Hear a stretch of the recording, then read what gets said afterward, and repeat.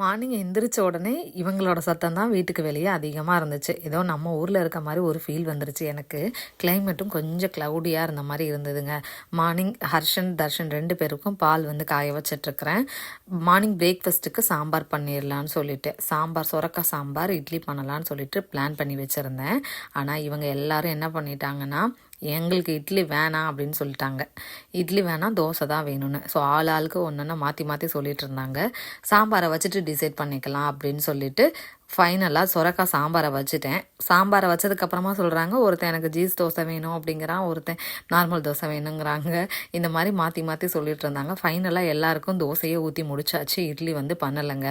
So afternoon லஞ்சுக்கும் பார்த்தீங்க அப்படின்னா same sambar, cabbage பொரியல், ஒயிட் ரைஸ் வச்சு முடிச்சாச்சு. நெக்ஸ்ட் ஒரு ஷார்ட்ஸில் பார்க்கலாம்.